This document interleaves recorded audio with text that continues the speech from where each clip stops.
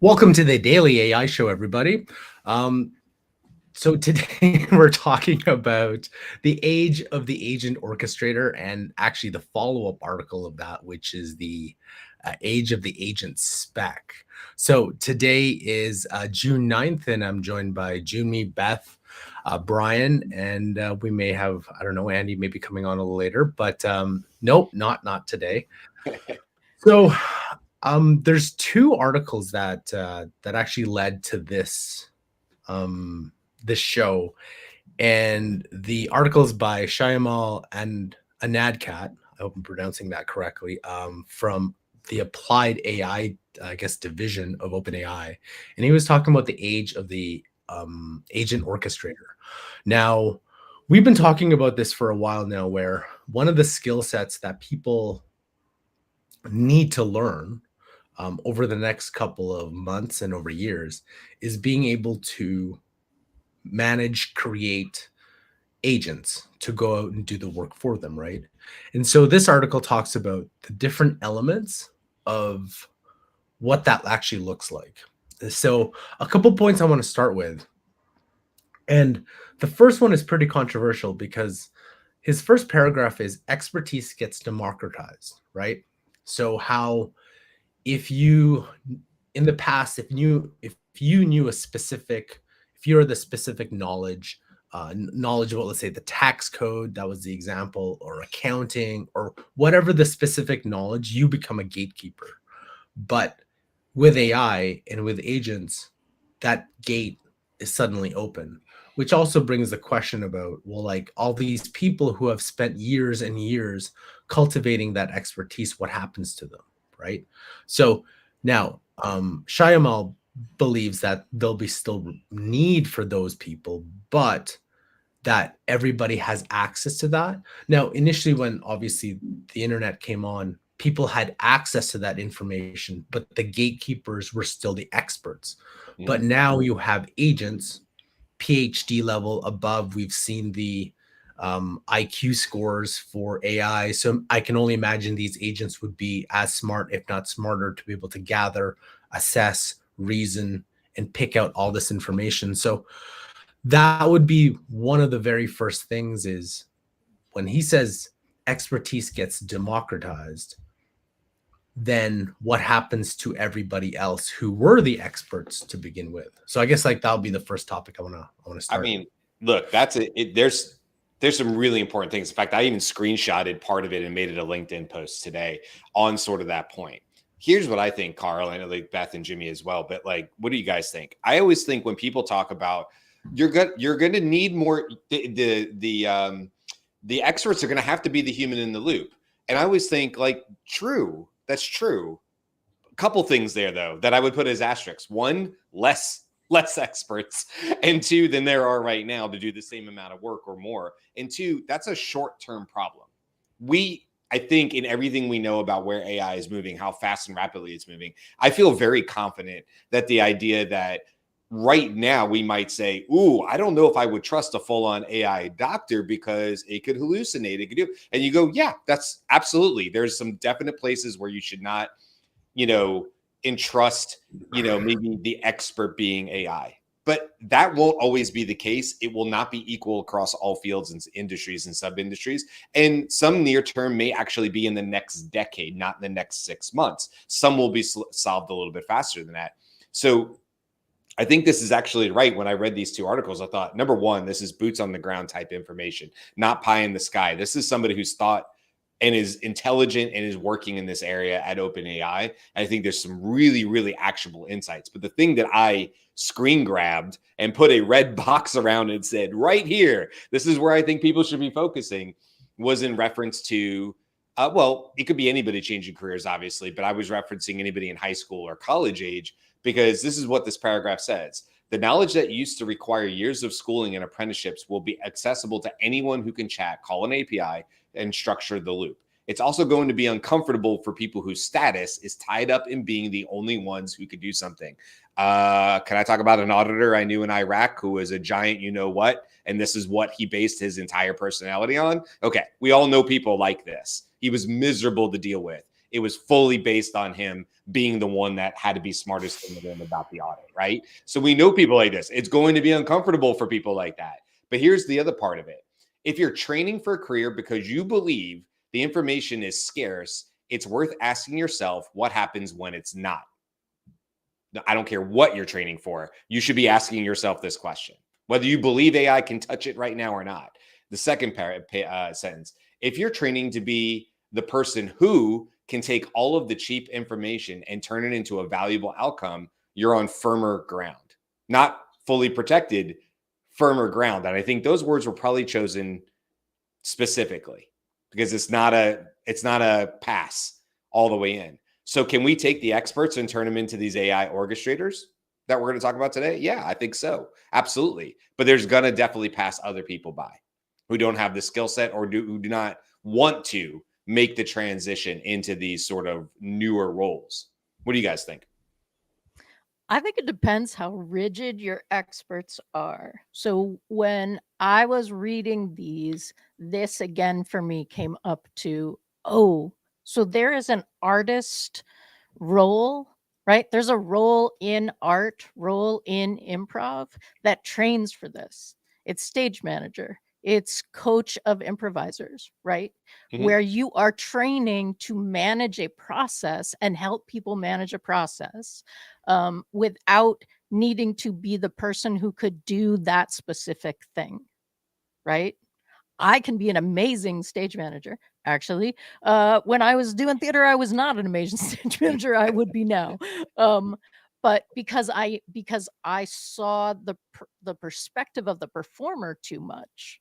Right, as a stage manager, you're paying attention to the whole thing, and you need to be able to communicate. You need to hit this mark because this mark is what kicks off the next series of things.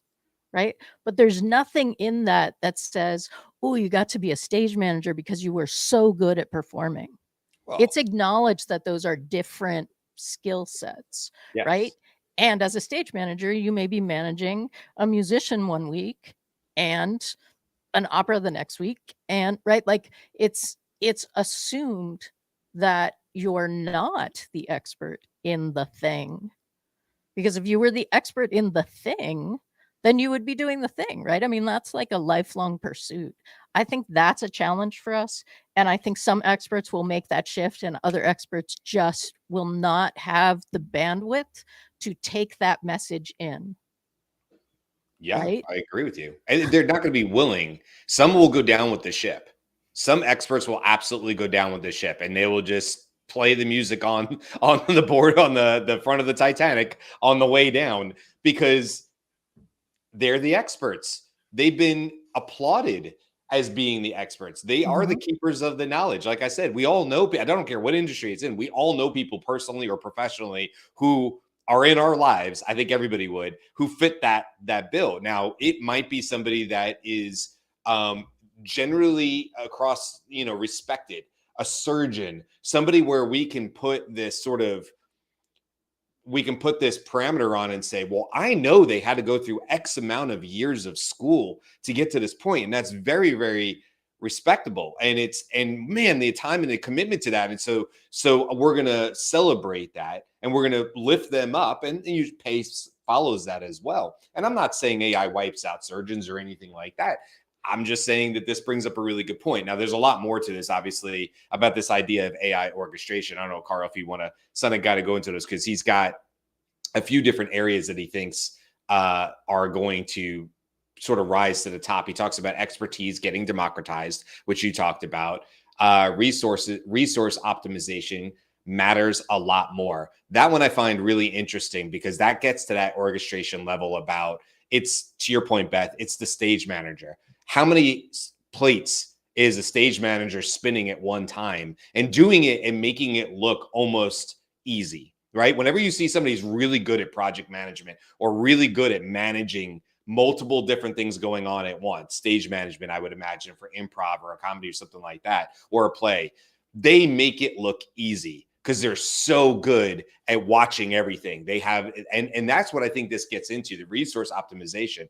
When to give more information to, in this particular case, to compute power, when to pull back, what things should be done overnight when it's cheaper, as he talks about, when to pull back in this area, at what time do we push these agents forward, and what time do we hold them back. And that's really what it gets to, is this human sitting in this AI orchestration role, is the ability to project manage, stage manage, all the parts and pieces. But to your point, Beth, it does not mean that they had to be the expert prior to that role. They can be the Phil Jackson of that role.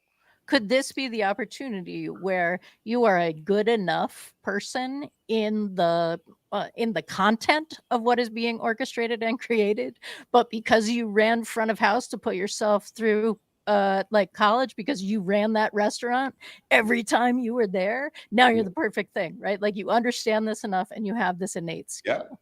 Jimmy, I'm curious what you think about these kinds of things, as someone who is good at almost everything you say.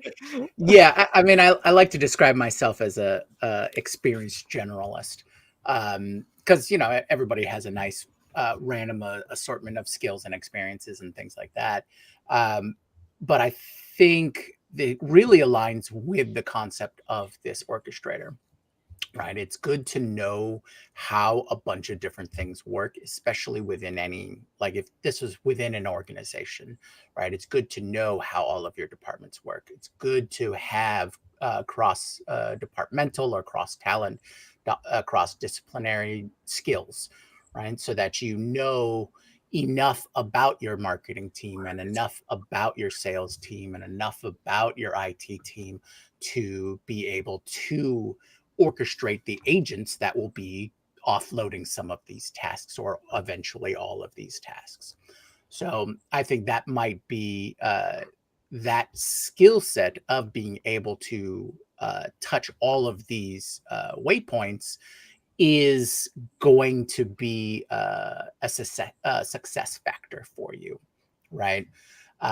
Because you are useful, or you are experienced or used to being able to orchestrate or maneuver amongst all of those departments, that gives you the ability to be in the right framework or mindset to be able to pull in, like you said, Brian, what resource kind of things. And funny enough, when you started talking about resources, it did make me think that anybody who has experience in playing resource management video games is going to be fantastic as an AI orchestrator. Why? Because they know that there's a dozen things going on, and they have to balance each of those things to maximize the potential, maximize the progression. So if you're already trained on that, great. And, quick takeaway, play some Sid Meier's Civilization, and you'll be a great AI orchestrator in a year or two. Well, this goes to getting experience, right? Somebody that I see as being the future, a great AI orchestrator in their particular industry or sub-industry, more than likely is going to have some experience playing multiple different roles, to your point, Jimmy. I mean, it could be that they just, Beth, you kind of pointed out, somebody that grew up in their own family's restaurant and was working front and back in house and filling in wherever they needed to, probably comes out of high school / college or post-secondary or whatever in a better position for this, because they were doing it as a kid. And so they have some advantages. But there's no doubt. I mean, I am going to go to a firefighter story here, but like, there's no doubt as a rookie firefighter that when I pulled up on a fire scene, I've said this before, but my chief and I were looking at two totally different fires. I mean, there's a guy that was a mentor to me, this Bill Smith, who I've mentioned before. He's passed, but he was very, very influential to me in my early years. And I've said this before on this show, but we've done almost 500 shows. So I'll say it again. Like, I would, as a rookie, you got on a scene, you would say fire, fire, fire. And you literally have to have captains holding you by the scruff of your back of your jacket, your fire jacket. It's not like the movies, They're like, whoa there, boy. You can't go running into that room. It's fully engulfed, whatever the case was, right? So you need experience. You need somebody who pulled up. Now, this guy, Bill Smith, Chief Smith, I was always amazed by his ability to keep his calm. he had experience. He had been obviously a firefighter through all the things, but he had a unique ability to keep other people calm around him while also taking in an absurd amount of data. Now, he would just say it was a hunch, but we would all look at that and go, no, that's experience, right? He had experience over many, many iterations doing that. Could AI in simulations now speed Bill up? Would Bill still need 20 years in service to get to that same level? I don't think so. I think AI will touch will touch firefighting, maybe in ways that people aren't necessarily thinking about it, but definitely in scenarios. They do this now with real scenarios. But if you can speed somebody who seems to have the acumen for that, who seems to have the notch, and maybe isn't the best firefighter, to your point, Beth, not the best firefighter on scene, but somebody who's able to look left and right, remain calm, see the situation. In the articles, they talk about air traffic control, which, hey, that's been in the news quite a bit because of JFK and all the rules. There's a great YouTube video. If I find it, I'll share it about that, and what it takes to be an air traffic controller. But that's a great way of looking at this, the skill set that you would need. What I think is really important is and I've already forgotten how to say his name, Shaimal. What he says towards the end here in his section about after resource optimization, he talks about literacy in managing agents becomes the new Excel. And this paragraph right here, I think, again, is really, really strong. If you build a culture where it's normal for someone in customer support to spin up an agent to handle a new type of ticket, run the A/B tests and see if it works, and ship it without waiting for approval from the AI team, you will move much faster than a company that treats AI as a centralized function that has to be integrated slowly into legacy processes. The companies that try to bolt AI onto old workflows are going to drown. They will create complexity, have shadow processes, and end up with humans checking AI, checking humans. The companies that are willing to reimagine their workflows around agents, run lots of experiments to build internal tooling for agent management, are going to compound. Culture eats strategy. If you don't create an environment where people are comfortable delegating to machines, measuring the outcomes, and iterating, you're going to miss out on a huge amount of leverage. Spot on. I do want to interrupt for a second, because I think, what we've been telling our clients is there's a lot of smaller startups and smaller companies can compete against larger ones based on leveraging agents, leveraging everything in terms of automations and so on.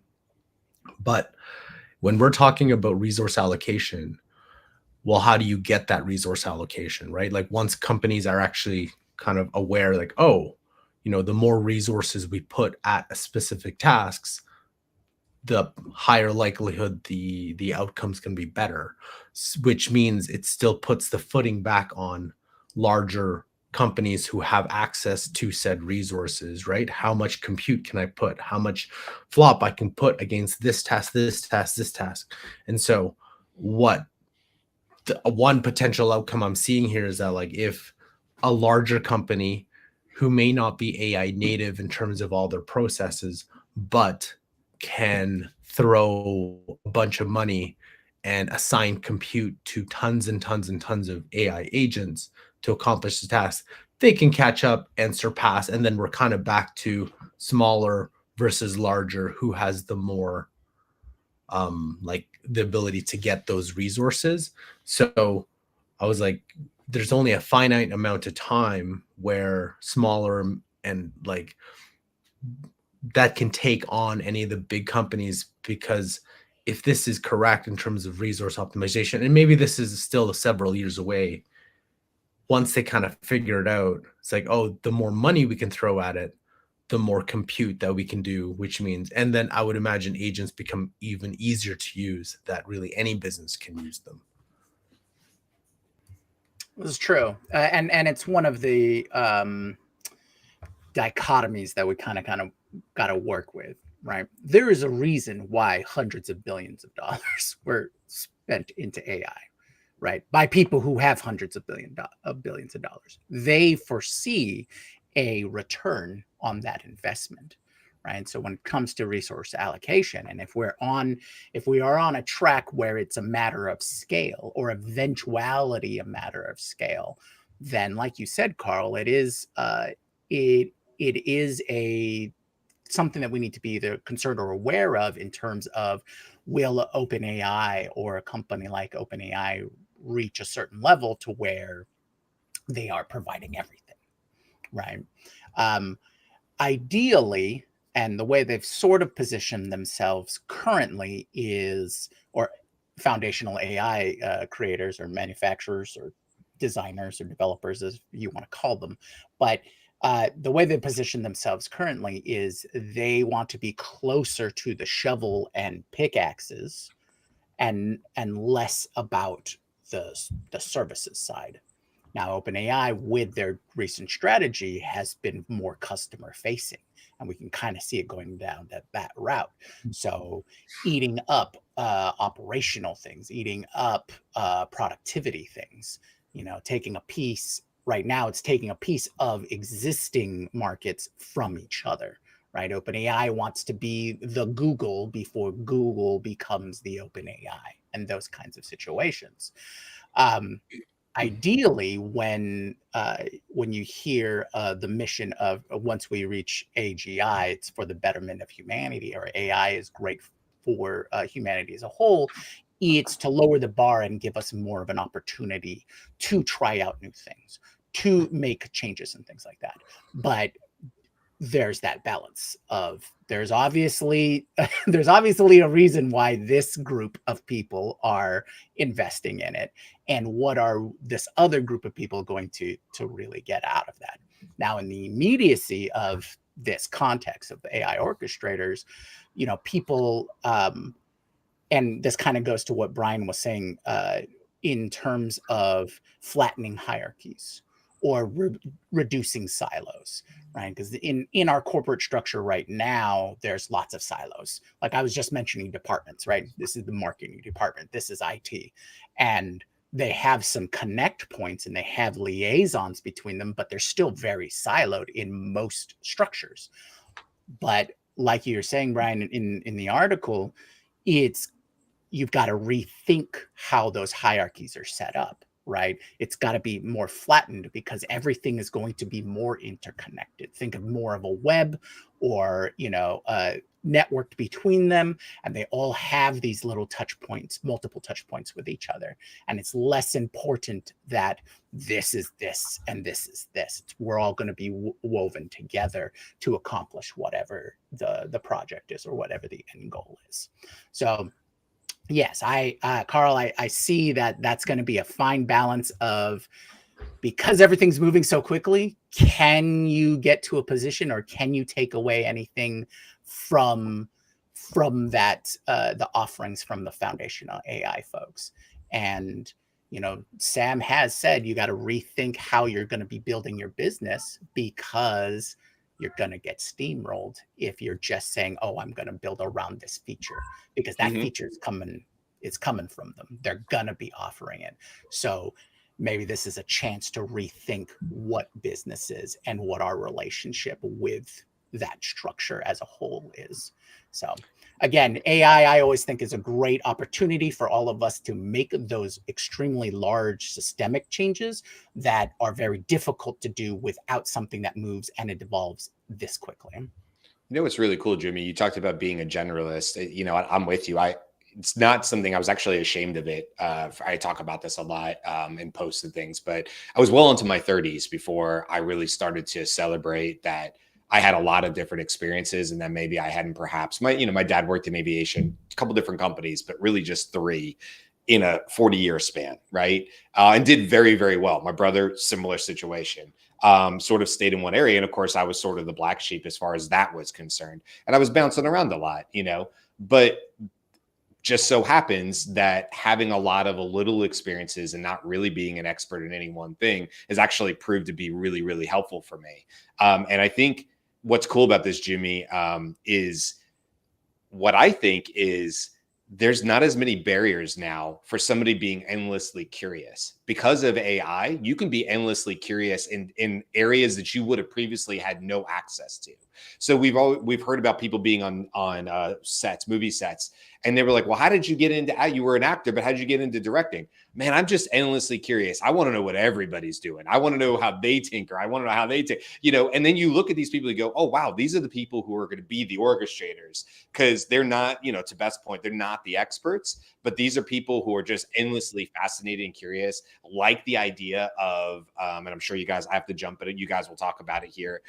The idea of evaluations, which we really haven't gotten into. The second article definitely is more like, what is the medium by which this happens, which I think is really like the rooting of this, like the boots on the ground part, like I said. But what I think, Jimmy, is as much as we're worried about youth coming in and like what jobs will they get, at the same time, I also go, oh, but if you're a teenager, you can be endlessly curious about all sorts of different roles and have AI help you better understand them to the best. Will it be the same as being in a room and doing that job? No, but could you get very good at understanding how different roles in a company organization see a problem, to break down those silos between a marketing and a sales and a finance, and understanding that they all have their priorities and how they're trying to make the business run? 100%. So it's kind of exciting, I think. But it's who's gonna take that lead, who's gonna pick up the torch and run with it. That'll be determined, I guess. But probably a lot of kids who are endlessly curious right now, if I had to guess, and maybe playing the video games like you said and doing civilizations and stuff. All right, I got to run, guys. But yeah, I can't wait to hear the rest of this conversation. It's super fun. Yeah. Thanks a lot, Brian. So I think what I want to go into, I think we want to talk about next would be probably the like in terms of literacy. It's like, how do you go about managing these agents or learning how to manage these agents? And I know the articles, like the big thing is, oh, how do you build a culture? This is where companies with cultures enabling people to build these agents. Well, it's like, I think we have to move a couple of steps back before that, because when we're talking about building agents, this is very advanced concepts for a lot of companies who are perhaps just dipping their toes into AI in general, let alone you telling them, hey, but by the way, just to let you know, you'll have to enable, or here's what you know about agents, and then agents can be doing these things. So your team has to be able to build a culture to allow people to be able to test, learn how to build all these agents. And I was like, I guarantee 2 years from now, we'll still have companies that are very, very like quote unquote crawl, walk, run themselves into AI in general. And I've heard the term like fast followers a lot. It's like, oh, we're fast followers. So I was like, I don't know if that kind of concept still applies to where we're moving, right? Because it's like, by the time you're following fast,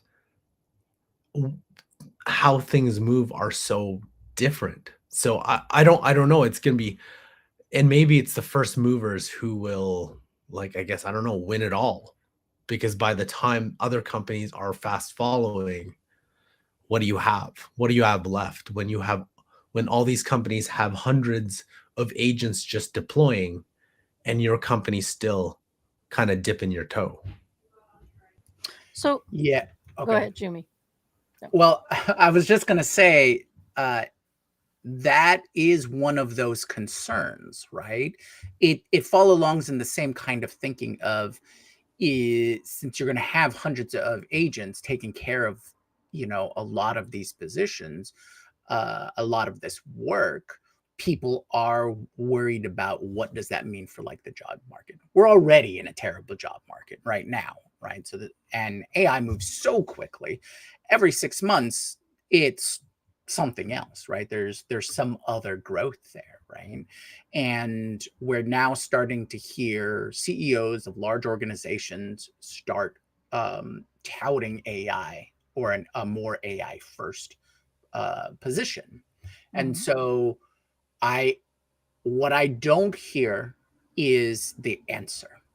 I mean, the common answer for any technology change I hear is, there'll be different jobs, and AI orchestrator is a different job, but without, like you said, Carl, without jumping into AI head first for your company and how you can apply it, how you can rearrange those hierarchies, how you can build up that culture. If you don't jump in head first, then you really can't ride that wave, right? You got to get up on the board, otherwise the wave's just going to crash on top of you. So what I'm seeing here is the answer to, hey, all of these changes are so quick. What people are going to do if they can't adapt it fast enough. So if your company doesn't adapt it fast enough, it doesn't find a way to reuse you as a resource, because that's how employees are looked upon as, in the broader business sense. I have this much, people power. I have this much, physical resources, energy, currency, all those kinds of things. And so I think that's what we're not hearing from these companies who are accepting the technology, who are making it AI first, is what are you going to do with your existing resources? What we are experiencing from the outside is companies every so many years go through a hiring and firing cycle, right? They cut from the employee base because it's what they say is their highest cost factor. Mhm. So I think what we need to hear is more answers to that, and I think that's what will answer your question, Carl. Is what will happen is if you can do more with the resources you have, as opposed to simply cutting out a section to make it look good on the books, and you go AI first, that may be a solution to both answer people's concerns and get a jump on it, because you're still going to need the people to understand. You're still going to need the people to train and start implementing it across the board, right? Mhm. Now, that leads to other questions of eventualities, but those are I want to say longer and larger questions, which I think needs a more concerted answer from larger organizations, government, that kind of stuff. Right. I think one of the things that we are likely to see in the short term is people being hired because of their, Jimmy, you talked about like network currency. I think people will start to be hired, particularly if you can talk to that in your interviews and the way that you're showing up, like on LinkedIn and those kinds of things. People who have created their own agent network, right? They have such a great relationship with AI. And by that, I mean they've put the hours in, and AI has a memory about what they like and what they understand and the ways that they need to communicate, right? Like, or they've like created a series of specialized AIs that again are personalized, right? We talked about AI memory last week. So like, what does that change the game for? Now I think you're being hired, you have the opportunity to present yourself for hiring based on not just your skill and your history, but who you're bringing with you as your team. And that is something that you have control over and can message about. So don't wait for the CEO to say this is what they're looking for, or have that change of idea. Pursue, and I would say assertively, bordering on aggressively, pursuing opportunities that you think you would fit great with, and make the case for why you're different, because this is who you come with. And to Brian's point right before he left, likely that data that you're bringing with you is part of the evaluation process, right? Like, I have this. When I made this change, this is now happening, and my stuff gets it done like with 3 going back and forth instead of 7, right? Because now I know how to communicate with the AIs that I work with, and we've established a dossier or a history with me. So that communication is happening easier.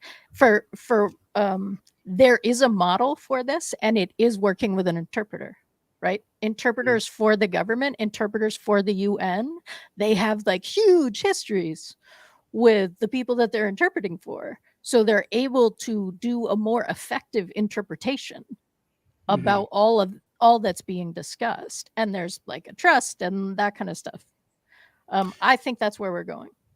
There's one thing that I think there's a hint for me. I think there's like some sort of, I don't know what the term is, but it could be reckoning. I just saw the Mission Impossible Final Reckoning over the weekend. So it could be the final reckoning for companies. It's how businesses have either built or morphed or layered their entire operations over time. And in some cases, just looking at how some businesses are set up, I'm unsure how they could enable an agent to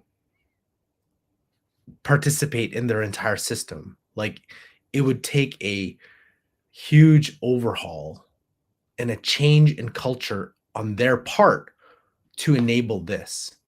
So the question, will these businesses survive? Because will there be enough businesses in the ecosystem that are in the same process? Or will they just be passed right by because there's no way for this company or these companies to remotely change? And will they be the ones up in arms or complaining how agents are, security, data, privacy risks, versus companies that are like, well, you can't adapt to that, so we're like, it's easier for us to adapt. And it could be bigger companies are could adapt to that quickly. But the whole concept of having, let's say, a business having an agent go out, accomplish tasks for you to extract, just like what we talked about, the agentic web, where companies have opened their, through an MCP, have opened their essentially data. They have become an additional back end where agents can pull information and extract that information and give it back to, say, another business. And then can they do it themselves? That's a very, very big fundamental shift in literally how businesses operate for many businesses. So that is a harder thing to adopt than just, hey, I want to adopt an inbound marketing mindset or whatever, right? That's, for some companies, that's so hard in itself, just a simple content production change, versus, hey, yeah, I want IT to open up our systems for agents to go in and extract. You will have IT companies that will be against that. Then you'll have other companies be like, yeah, well, that's too bad for you. We're going to do it, and we're going to participate in this new agentic web. So I'm curious to know if there's pressure, if there's going to be, I guess, peer pressure among businesses, or will they keep trying to cling to the old methodology, or is there enough of a hybrid approach, and will it take even longer for full adoption? Well, I think what companies have to do is they have to identify where they're at, right? And you do a lot of assessments and things like that. But so to answer your question, I think it goes back to identifying where you are as a company in terms of that you want to or how you're going to progress forward, right? Every company is going to adapt and change. That's one of the core rules of business, adapt or die, those kinds of things. And what you were saying about layers upon layers of old methodologies, and this is how all this kinds of work, there are key pillars in any organization that knows how it all works. And these are your institutional memory people, your glue, right? Now, whether they're the glue or not, that's that's neither here nor there. And they may just you might have just let them go in your latest round of layoffs. But These are the people that know where all the skeletons are. You know, they know the infrastructure, they know the bones in which the business is all interconnected, right? Because they've either been there for a while or they perform a key function that all of these other processes and layers are built on top of. And those are the people who are going to give you the proper assessment or help you with that assessment for the AI. What is it that you know about the history, like you said, Beth, like those interpreters? What is the history of why this was instituted, and then this was instituted, and this was instituted? And those are the people who are going to give you that true assessment, and that's going to allow you to move. You bring them in with your, whoever you're bringing in to talk about AI or whatnot, and that'll allow you to move to that next step of, how can we change? How quickly can we change or adapt? Do we need to adapt? That kind of first step. Now, will there be companies that'll just say no? For sure, there's definitely going to be those. And what we collectively in the AI space are saying is those companies are going to die, or get eaten up, or their resources will be reallocated. They will transform in one way or another, and those aren't the ones I'm terribly concerned with, because if you don't adapt, then you're ignoring, the first few rules of business. What's concerning is that speed. And I think you've touched upon this already, is that speed of making the change. And so if you're going to make the change, you need to start now.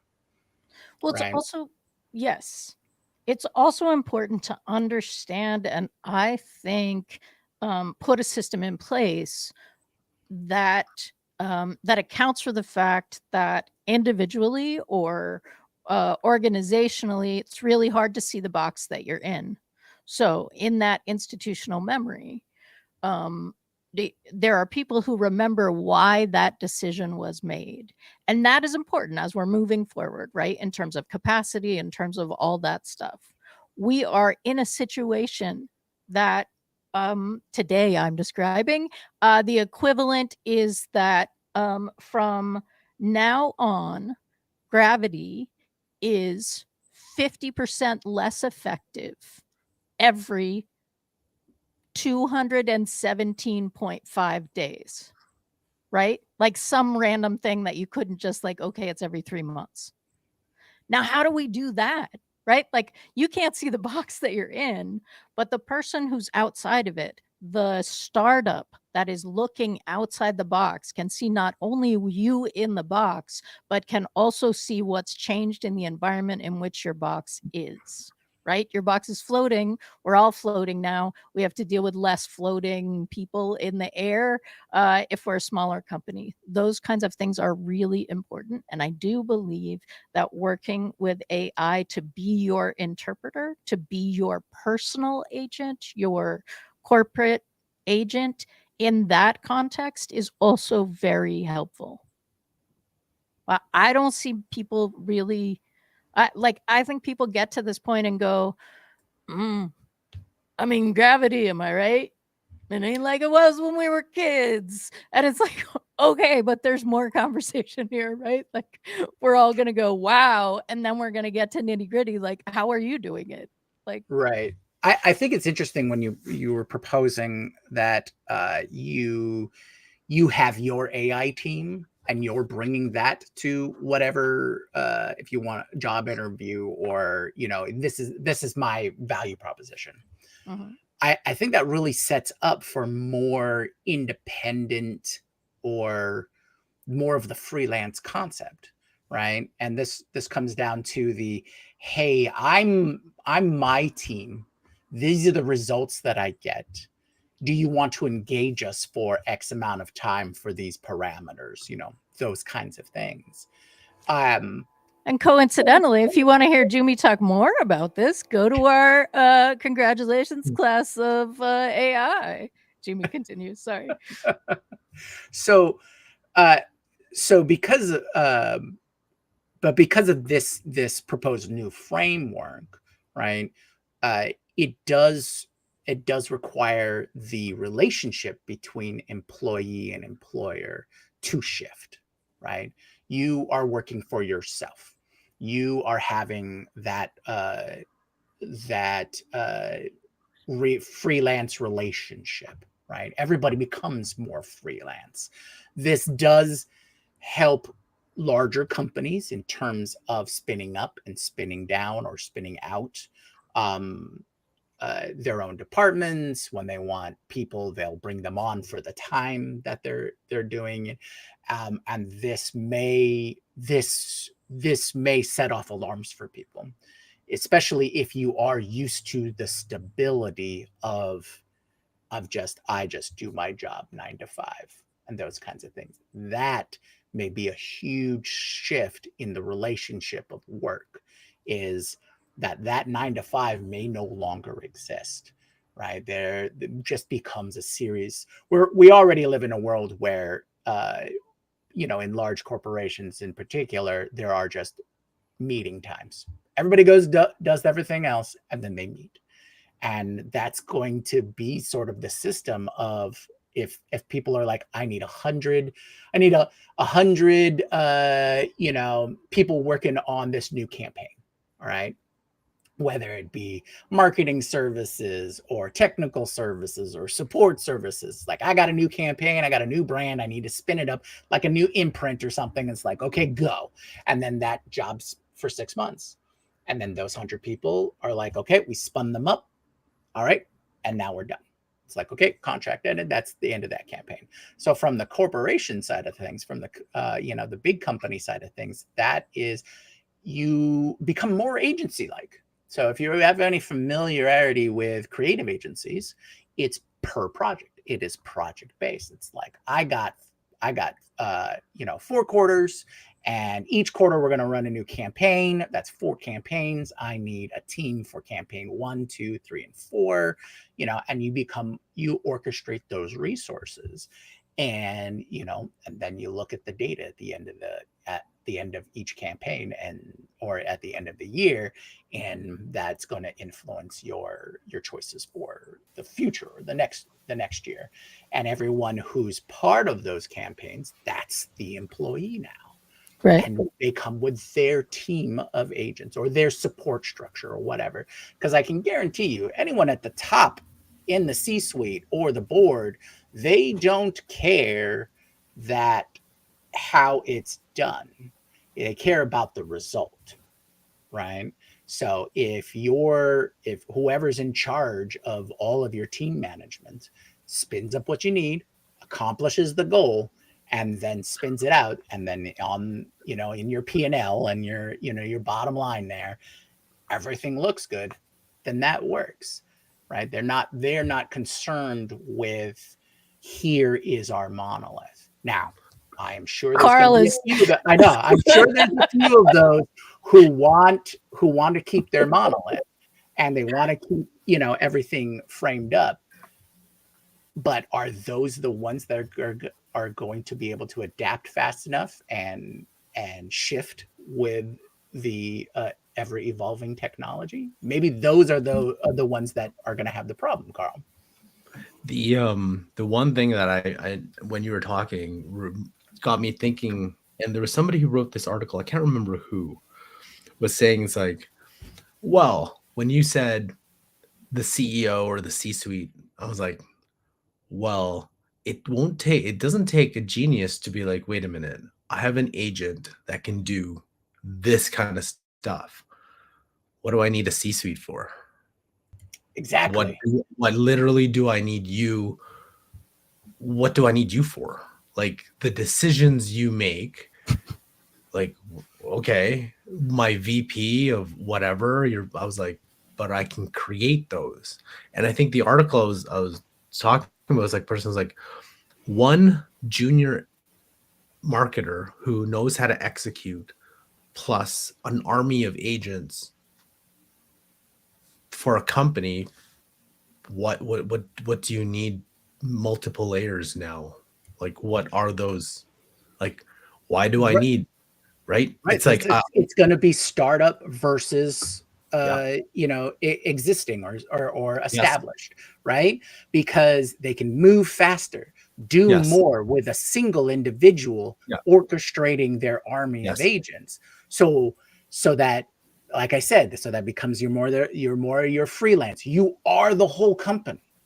If you want to go down that route, you are the whole company. You are which, achieving your results. yes, Yeah. which leads to what Y Combinator was talking about, full stack AI companies, right? Now, I don't think we have necessarily the tools at the moment. Some would argue we do. Some I'd be like, maybe not. But like, I don't know. And that was kind of the crux of the next article. But I don't think we have time to do that. I think it's more of like, I don't know about what everybody in our audience and those who are listening after we go off live, but I need you to think, like, where are we? How close are we to those agents that can do this? Because the infrastructure is being put in place, right? Visa, MasterCard has put enabled credentials. Some of the companies have started saying, hey, you need to have B to A, like business to agents. You need to be able to start marketing to those agents. So piece by piece, those infrastructure pieces are being put into place. So it's really, we're still kind of waiting for those agents that can actually go out and execute. I could argue deep research is an example of one that it does very well, right? But we have, those are kind of still far and few between. There's a lot of releases. There's a lot of things that can do some really good stuff. I still think for those who have never tried GenSpark, Manus, Flowith, those are something you want to try, because to me, those are like, those kind of are the, I don't know, primordial, came out of the ocean and kind of walking before they became upright humans. They're starting to do some of the stuff which I thought agents can do, which is amazing. Some of the stuff that it can really pull off, from presentations to research to slides to budgets and so on. So those are the first pieces. And I can only imagine, yeah, as it gets better, we have the infrastructure in place. Yeah, when is that kind of turning point for real agents, like the true agents? And yeah. And this, I think I think we're used to seeing things as binary, right? Like it is this or it isn't this. And I think we're in a place where things are just fluid, moving back and forth. So you have agents that are focused externally on doing something that happens externally, and then you're going to have agents that are focused internally, that are based on helping you be who you need to be in the next thing. And I think we're going to move back and forth with these, but I do think that it is important, like, add this sentence into your brain now, if you don't already have it. So when you come up to something and you hear someone says to you, or you hear in your own head, no, that's not possible, I can't do that, I want you to add in, what if I could though? What if it is possible? What would that be? Right? One of the first things that I did with AI was playing with a concept of, I think it was battery storage, because yes, I have special interest and I must meet that need before I can think any other thought. So okay, what happens in battery storage that this is not a possibility now? And so AI gave me all of that. And it was like, okay, so what needs to happen, right? And it listed all of the research, that things that hadn't happened. It's not a MacGuffin. It's a I don't even know if it's a MacGuffin or a Deus Ex Machina. I can't pronounce the word. Go watch our Sci-Fi AI show if you don't, because we talked about it a lot. But there is some gap. There is some gap that needs to happen, right? Now let's investigate that, right? AI, come with me on a magical, mystical journey. Something happened and it changed everything. right? And it solved that problem. What are the 5 most likely things that happened in that moment?